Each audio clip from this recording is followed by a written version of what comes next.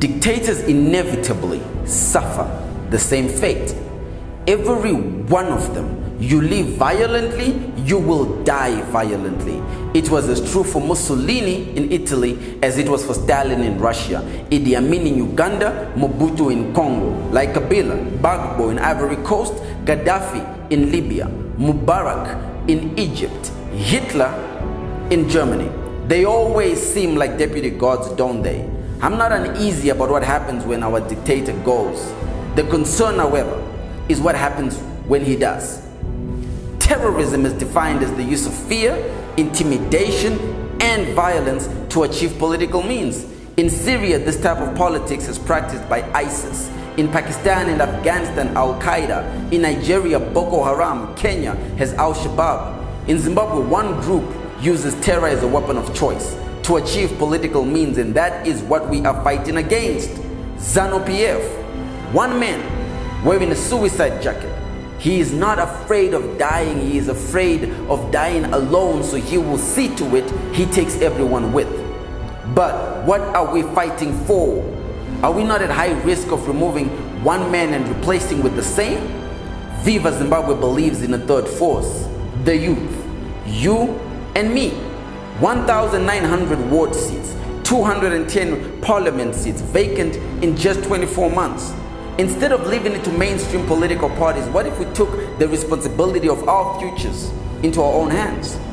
There is only one sustainable legal solution, and that is political organization.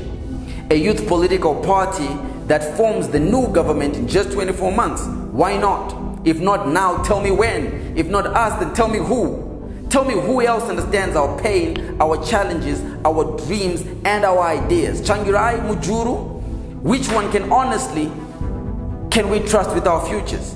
Do we not have a better Minister of Foreign Affairs out there? Do we not have a better Minister of Sports, Arts and Culture, Minister of Small Medium Enterprises? Who better to solve our judicial problems than us?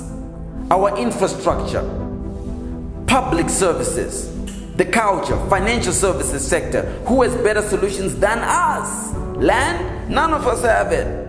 Bond notes? None of us have the cash. Minds? None of us have them. We have been reduced to changing our dreams to fit this imprisoning environment. We are Zimbabweans. We lead.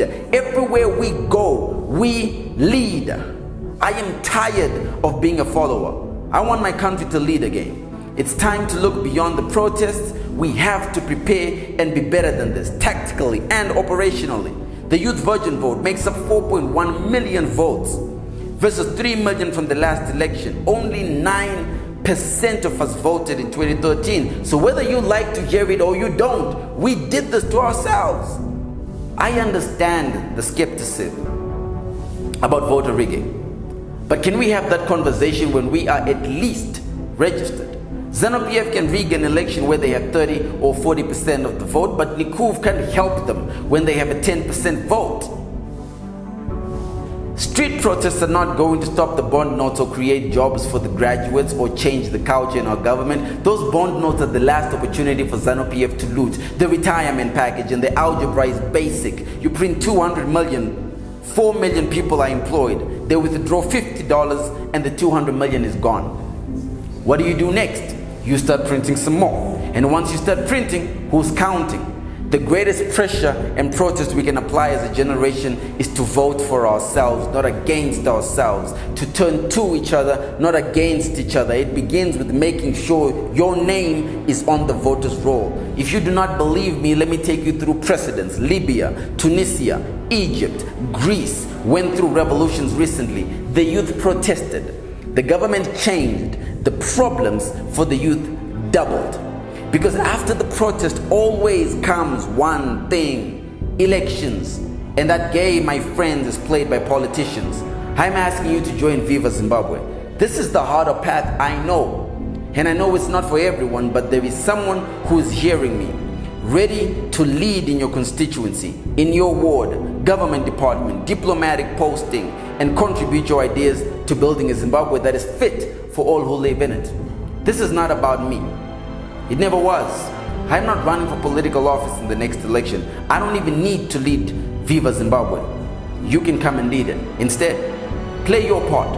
Start by sharing this video, then like the page to find out where you can register to vote. Register and get your friends to do the same. If you don't believe it can be done, get out of the way for those of us who believe it can. It's only 24 months and preparation is everything. How you vote or not is what will decide if we will turn our aspirations to tangibles or we will aspire until we expire.